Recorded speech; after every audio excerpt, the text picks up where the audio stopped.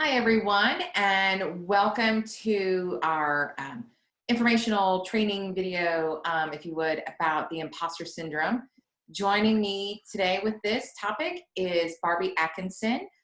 She's also a member of the community and was really appreciative when she agreed to talk to me about the imposter syndrome and being able to help the members of the community who might be having questions about this. So before we get started, I just wanted to real quick introduce Barbie. Barbie Atkinson is a bilingual psychotherapist and licensed professional counselor. She founded Catalyst Counseling to offer clients a chance to really be seen, heard, and ask them questions they hadn't been considered before.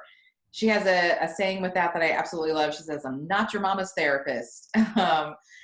For over 15 years, she has helped clients in such places as community clinics, probation offices. She's got a variety of schools that she works with. She also is involved with research studies through Human Behavior and Research Institute at the University of Texas, University of Houston. She also works online and in private practice. Say that really fast. She holds an MS with dual specializations in mental health counseling and marriage and family therapy from the Barry University and a BA in psychology from the Florida International University. And one of the things that I like too about Barbie and her approach is she likes to say, she says, you don't have to come with all your ducks in a row. She will meet you exactly where you are, even if that means that you're duckless. So thank you, Barbie, for joining us today. And before we get into our topic regarding the imposter syndrome, I know very recently you started the Calm Crusaders. Can you tell us a little bit about that? I would love to, and hi to everyone. I was listening to you, and I was like, "Gosh, I've been busy." Yeah. So the Calm Crusaders is a program for children, and it was born organically through my counseling individuals, where people would say things like, "Gosh, I wish I would have known that was what it was called. I wish I would have had a name for anxiety. I wish my parents would have had tools to help me through different things." And so it dawned on me to create a program, and it's really a program about anxiety prevention. And it is in the schools now, and after school, excuse me. And it's aged 8 through 12 for children, and it's identifying feelings, finding the feelings in their bodies, and then once we find them, what do we do with them? So it's a 6-week session, and it's after school, and we are in 8 schools. Wow, that's exciting. Super exciting. I've had to hire some contract counselors that have been trained in the curriculum that I wrote, and it's been a lot of fun. And it's a new group each time, not just figuratively, but literally. Like, it's just a new experience each time, and it's been great. Oh, that's awesome. Congratulations on that. That's very cool. Thank you. I'm loving it. Yeah. All right, so to dive into the topic that we have for that we set out for today, it's the imposter syndrome. And so a question that I have really first is just, I want you to kind of define it. Is imposter syndrome really a thing, or is it just like the fancy word for low self-esteem, that kind of thing? So what is it exactly? So I'm going to give you the definition, and then I'm going to answer your question exactly. The imposter syndrome is an inability to internalize accomplishments and have a persistent fear of being exposed as a fraud. Okay, so that in and of itself is not a mental disorder. What accompanies that is, so anxiety, depression, shame, the feeling of failure, this like unrelenting unworthiness that seems to be nagging at your every move. And it is with capable, successful, intelligent women and men. And it is this, I guess, this syndrome experience. It is a way of feeling that doesn't necessarily work for you. I mean, that's my term.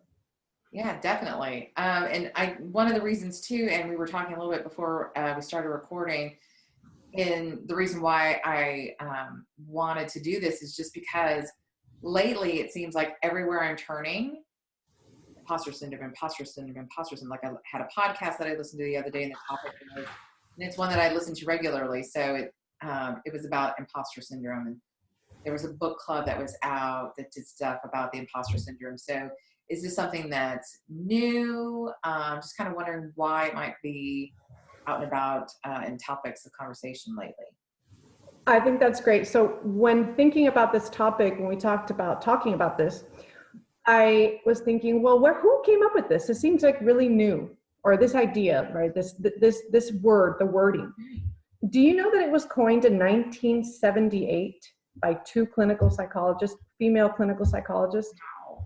Yes. So it's been around for 40 years, this syndrome or this experience. And what they found was that they observed, so their names are Dr. Clance and Dr. Imes, and they observed many high-achieving women that they tended to believe they were not intelligent despite proof to the contrary. Wow. I know, in 1978. So to answer your question, why is it popular now? Why is it coming up in podcasts, people writing books about it?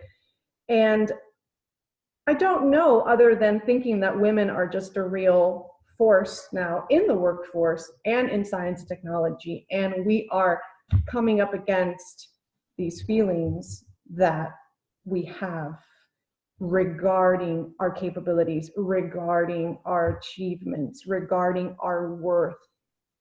And crappy parenting has been around for a long time.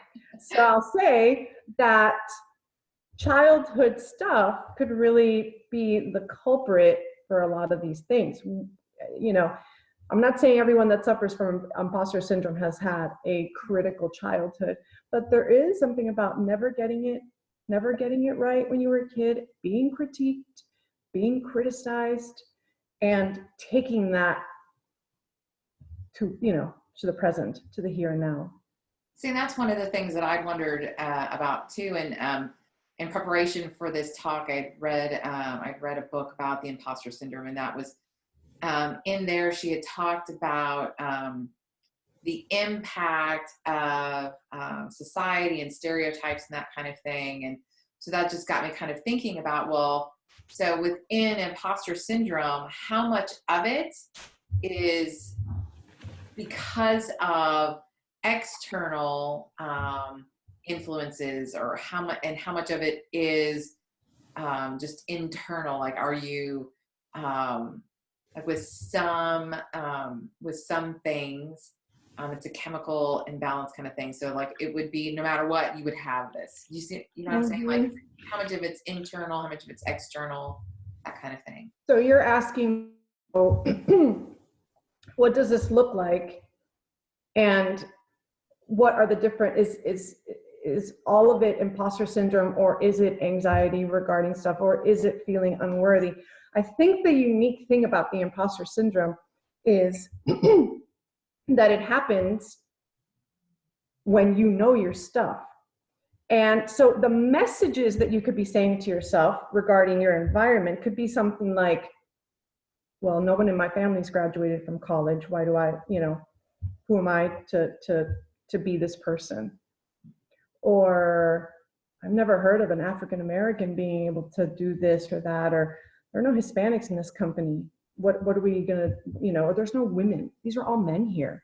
What do they think? What do they believe? And these messages are, if anyone, 75% of us, by the way, so 3/4 of us suffer from this imposter syndrome. So the beauty of this is that you're not alone. So 3/4 of the people in the room, in the boardroom, in the party,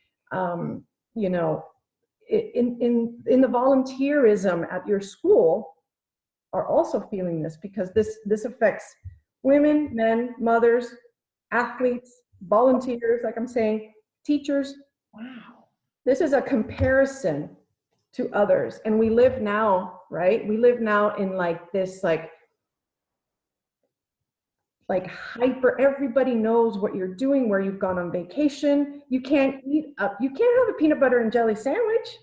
It's got to look curated and artful, and you've got to snap a picture. We're living this life now where really comparing ourselves to others is false. And I think that might be back to what we were talking about. Perhaps it's part of the problem. Social media, yeah, because I mean, everything that you're seeing and just, and not really, like, you know it, but then like internalizing it, it's like, what I'm seeing here really is somebody's highlight reel kind of thing. But you know it up here, but like here, it's kind of like, man, I can't ever live up to that kind of thing. And So, one of the messages people will give you, and you'll see this, you'll start to see it more now. They'll play it off. Oh, Christina, congratulations on that award. And you're like, oh, that was nothing. Or they gave it to whoever, it picked me out of a hat. Or really downplaying the success. And so there's this sort of fake modesty. It's like don't fall for it. Don't fall for it. These are people that may suffer from imposter syndrome, that may suffer like, well, I wasn't worth, I didn't really do all the work I could have done. There were people that deserved it more than me. I don't really deserve this moment. I don't deserve this award. I don't deserve this. And that comes from a very deep, or I got lucky. yeah. And another thing I see, which could be, again, 75% of us might feel, is this painful perfectionism is what I call it.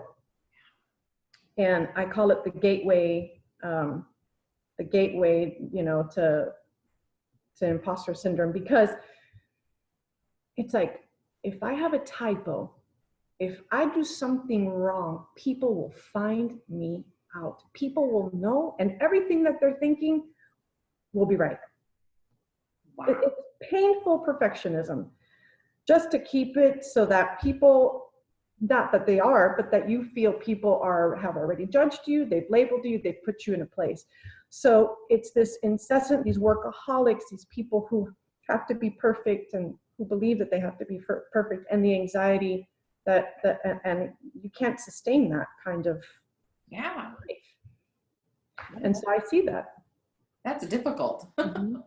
For sure. So then, because one of the questions I was going to ask you was like, how do you know if those feelings that you have, that kind of stuff, is really it is that imposter syndrome kind of thing? But I mean, if 75% of us suffer from it, it's a really good chance that, yeah, what you're feeling is the imposter syndrome. So, I mean, I guess it's more along the lines of maybe of like, okay, so what do you do with that? In other words, so like, okay, so I've got it. So am I just kind of like, okay, what you got? I keep on trucking down the road, or like, what kind of things can you do about that? Well, that's a great question. I'm going to get into that. But before I get into that, I wanted to read you a quote, and then I wanted you to guess who this quote was from. Okay. I know, we're full of interactive games here. I've written 11 books, but each time I think, uh-oh, they're going to find out now. I've run a game on everybody, and they're going to find me out. I actually know who did that one. It's Maya Angelou. And I was I have to say, when I first saw that, I was like, say what? Really? She felt that? I mean, as just looking at how accomplished she is and how she's somebody who I wish that I could be as eloquent as she is in speaking and that kind of thing. And then to find out that she feels like that, I was like, that's craziness, absolute craziness. Yeah, it's beautiful when you can really normalize and really see that a lot of people feel this way. And so the things that I want to talk about, which you just asked me what to do, we'll talk about. There is a difference between anxiety disorders that are caused genetically or chemically versus this sort of wording loop that the imposter syndrome does. I think of it like this, or I've explained it like this. It's kind of like you've walked into a bar with your fake ID. Okay. And you are basically like, there's a bouncer and you walk into the bar or to the dance club, and you are like living in fear of this bouncer coming to you and saying like, you're not, you're not this, or you're not this person. And so living with that constantly. So if you could really feel what that feels like, and I guess I felt that a lot as a young kid who did that. You're like, they're going to find me out and they're going to know that I'm not this, and in that case, I wasn't the age, right? But imagine being this person. You are, whatever, 21. You are 21 and you live in fear of someone finding out that you're not. That's how kind of, and I use the word ridiculous in the way I do. I mean, that's how ridiculous it can be, where you are this person, but yet, you're like, you downplay, you negate, you don't want to shine too bright. So this, with Maya Angelou, I read that and I thought, are you? Yeah. I mean, it's like the Maya Angelou, has these moments. And what I like to, what I like to tell people is, the minute that you know that it's this voice inside of you telling you can't do it, you can't play by those rules weren't meant for you, not that office with the window, that's not going to be yours. That whatever, when you start to hear these things in you, if you can identify them, okay, if you can identify them, that's the first trick. If you can identify them, you can deal with them. Now, thinking about going like a salmon upstream is not the kind of therapy that I do, and not the kind of feeling I want to have in my life. So a lot of times I think of things like walking side by side it. So not fighting it, sort of accepting her, naming her. Yeah. Mine, for all intents and purposes is, we'll call her Babs. I don't know how much you can nickname Barbie. So Babs.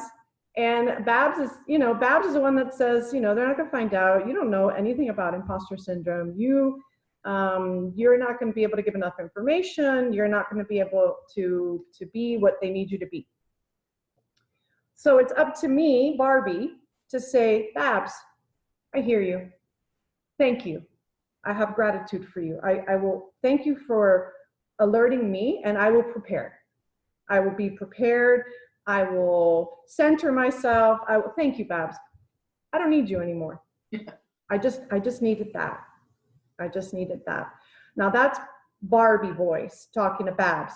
Right. Sometimes I get real Southern and I get real cursy like, and that's when I'm like, get it together, get out. You're not wanted here. You're not needed here. Get out of my way. And so talking to yourself, hearing yourself, acknowledging it, but not fighting it, just kind of like being like, I can do this talk with Babs sitting here next to me, listening to it. Because I think trying to eradicate these feelings, it might be futile, right. Completely, without doing the work, right? That we talked about, that underlying sort of childhood messages of worth, messages of value, the critical upbringing that taints and paints, the way that you are and interact. Does that make sense? Totally makes sense. Okay. Yes. I also tell people, and I love this, to be your own detective. Like, did Christina ask me to teach Mandarin? Because I don't know, Right. I don't know Mandarin, so that's not I can't do that. That's not something I can do. I mean, I can learn it, but it's not like really is like, I can't do that. Yeah. Right. So know the facts. Like, what is have I done this before? What have been my past successes? Have I, a time where I have been capable? Is this something that, like, my aptitude, my work projects, it's pretty much calling out this Babs, this liar that's keeping you from the things that you want to be doing. So first is to hear her, embrace her, and give her a name. Okay. Secondly is to focus on the facts, be your own detective, take out your magnifying glass and look deeper, right? Is it Mandarin, or is it just, I need to, do I know how to do this? Then challenging your limiting beliefs. These are things like, women don't do this. They'd never listen to me. I'm Black, I'm Hispanic, I'm an intern, I'm a woman. no one in my family's gone to college. I don't belong here. They're going to find me out. I'm not, supposed to be here. So challenging your limiting beliefs.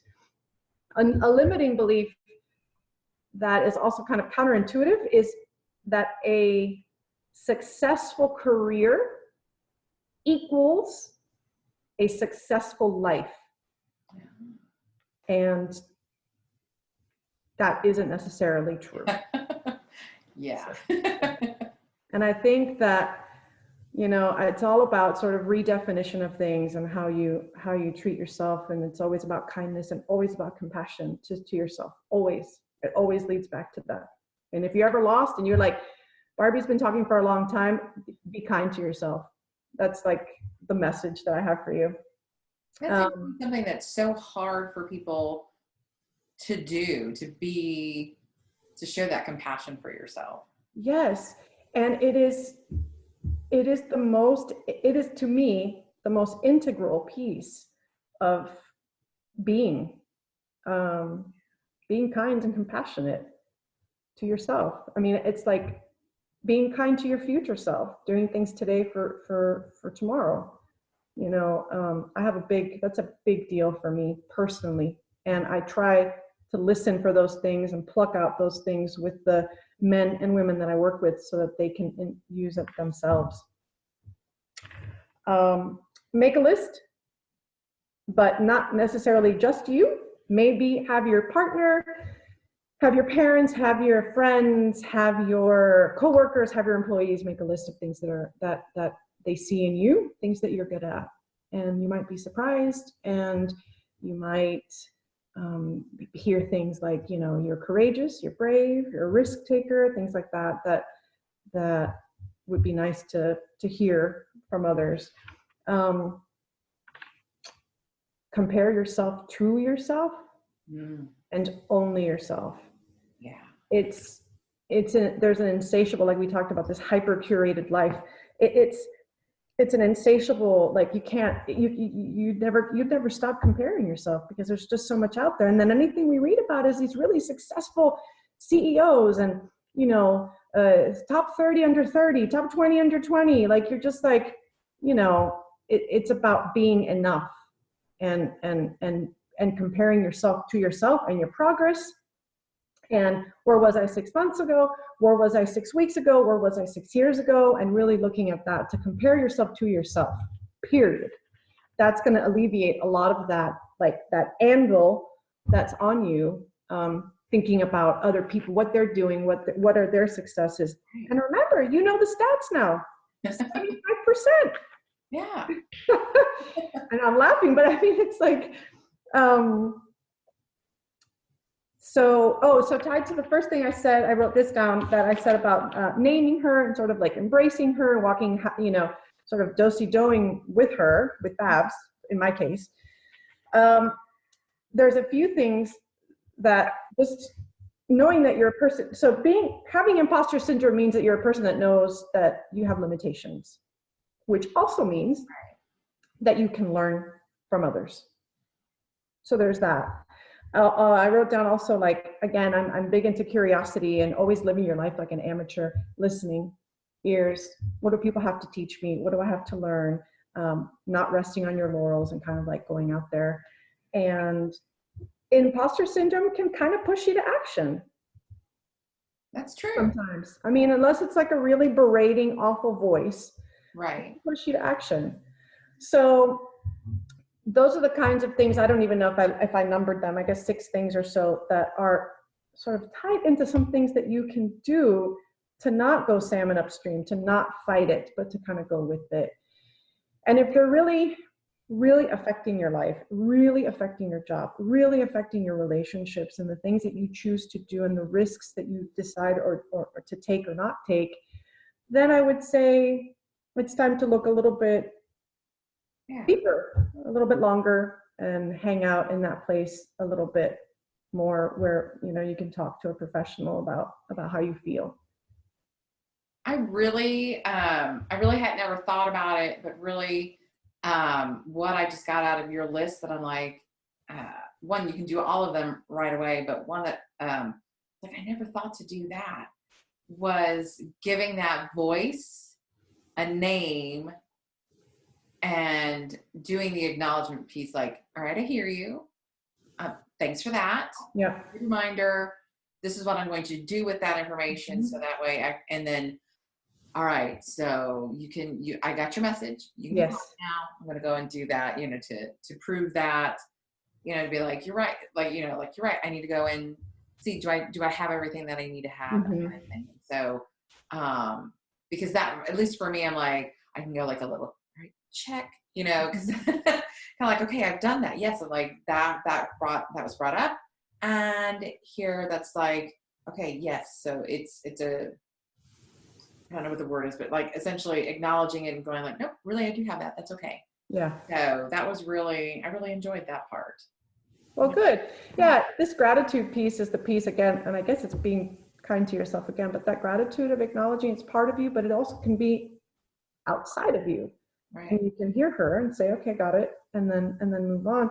And as always, just like taking breaths, deep breaths, and then going and doing. I know it's like easier said than done, but just do it. Yeah. Sometimes that is the hardest thing and the easiest thing to do, all wrapped up together. All the same breath. That's right. Just go do it. Don't take yourself too seriously. Just go do it. Yeah. And what's the worst that could happen?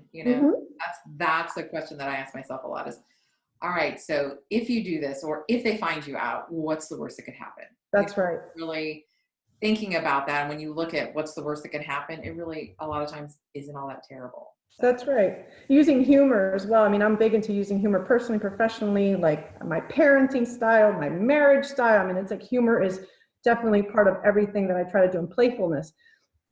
Absolutely. I mean, just use humor and kind of like go to like, what is the worst that could happen? Will we become homeless?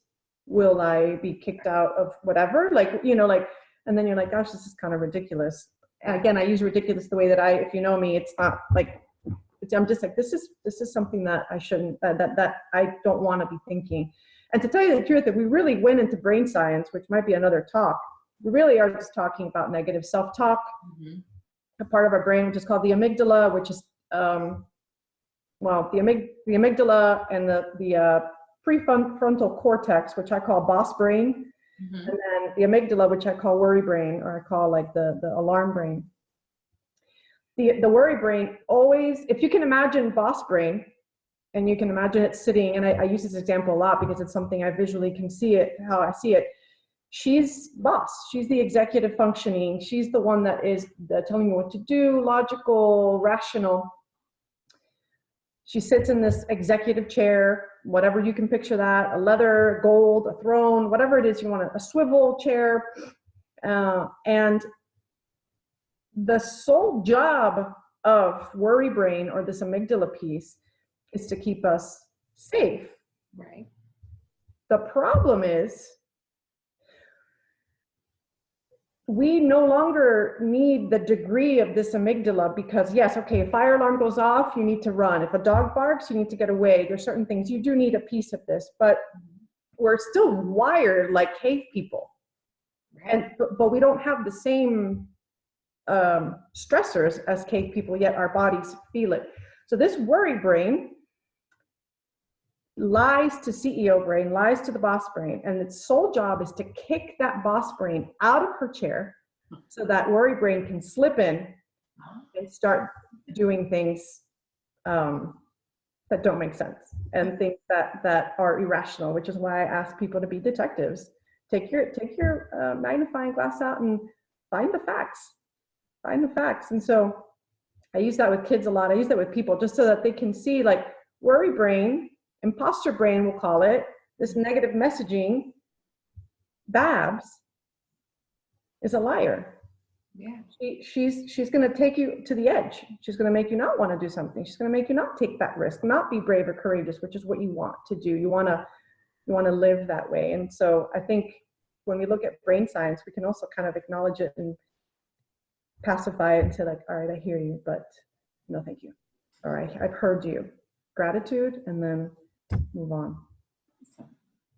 Well, thank you very much for the information and for the steps on how to kind of work through this. And again, like Barbie had said, is that if you really feel like this is something deeper and you need to have talk with a professional, that kind of thing, to please make sure that you're seeking out a professional counselor, somebody like Barbie or somebody else who's in your area. I hope that everybody has a great day, and we will see you guys around in the community. Talk to you guys later. Thank you.